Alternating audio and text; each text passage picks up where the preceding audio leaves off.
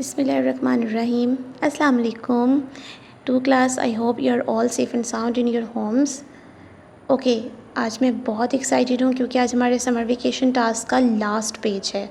सो let कोई भी time ज़ाया किए बगैर we have to start our work. So this is our last page, page number 12. Very good. So let we have started. This is also a creative writing. But यहाँ पर इन्होंने हमें एक पिक्चर दे दी गई है और हमने उस पिक्चर के अंदर उस पिक्चर के बारे में कुछ लिखना है कि उसके अंदर की चीज़ें कौन कौन सी हैं, कितनी हैं, क्या है, सब कुछ. ओके सबसे पहले तो आप ये बहुत अच्छे तरीके से देख सकते हैं कि ये पिक्चर किस चीज़ की है. ये पिक्चर बेसिकली एक टीवी लाउंज की बनी हुई है और जिसके अंदर सोफ़ा पड़ा हुआ है. सोफ़े के साथ साथ विंडोज़ नज़र आ रही हैं, बाहर से रोशनी भी आ रही है, एक लैंप नज़र आ रहा है.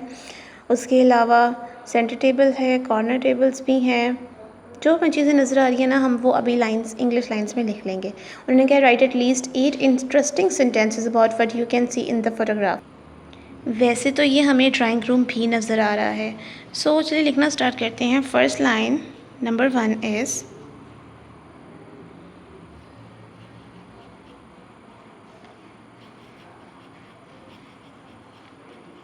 this picture is about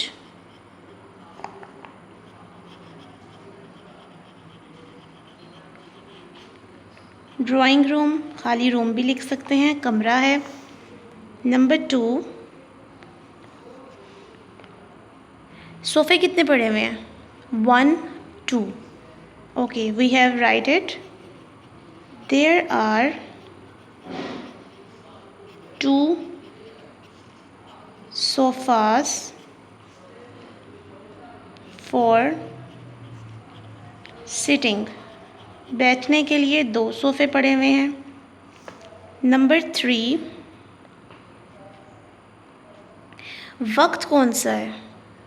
दोपहर का वक्त बेसिकली नज़र आ रहा है क्योंकि बाहर से बहुत रोशनी आ रही है. It is about time of it is about the time of afternoon.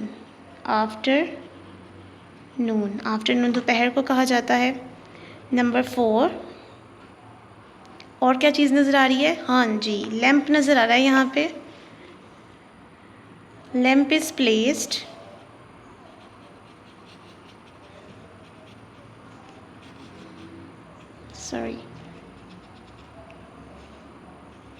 PLACED placed on corner table.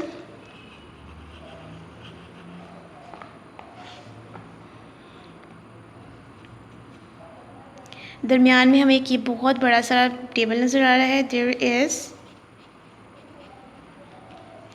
a white WIDE white. There is a white table in center.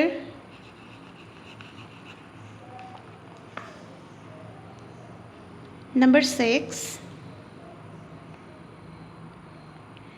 जैसा कि आपको नज़र आ रहा है कि जो रूम है वो बहुत अच्छे तरीके से वेल इस्टेब्लिश्ड नज़र आ रहा है, वेल डेकोरेटेड. तो हम ये भी लिख सकते हैं this room is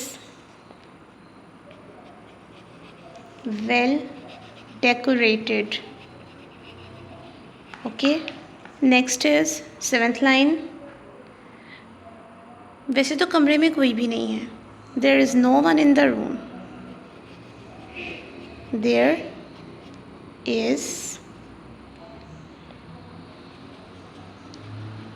no one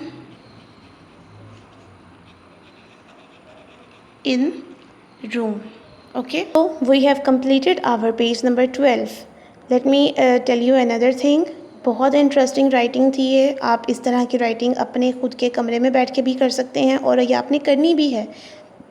जैसा कि कल मैंने आपको प्रैक्टिस बताई थी ना कि आपने बाईसाइकिल की प्रैक्टिस करनी है, किसी भी चीज़ के ऊपर आपने 5 to 8 लाइंस लिखनी है. उसी तरह आपने इस तरह की राइटिंग भी करनी है. अपने रूम में बैठ कर उसकी चीज़ों के बारे में आप इंग्लिश में लिख सकते हैं सेंटेंसेस. ओके मैं आपको दोबारा एक दफ़ा पढ़ा दूँ। Number 1, this picture is about drawing room. आप रूम भी लिख सकते हैं। There are 2 sofas for sitting, बैठने के लिए 2 सोफ़ाज़ रखे गए हैं। It is about time of afternoon. Lamp is placed on the corner table. There is a white table in the centre. This room is well decorated. There is no one in the room. Okay, I hope you are all have to understand this. आपको ये सब समझ आ गया होगा क्योंकि ये बहुत easy है, इसमें बिल्कुल भी परेशानी वाली कोई बात नहीं है। ओके, और ये जो मैंने आपको पूरा समर वेकेशन का टास्क कंप्लीट करवा दिया है, एक दफ़ा दोबारा आपने फ़र्स्ट पेज से लास्ट पेज तक देख लेना है कि कोई चीज़ आपकी मिस तो नहीं हो गई। अगर कोई मिस हो गई है तो वो कर लीजिए। ओके, अपना बहुत ख्याल रखें। अल्लाह हाफ़िज़।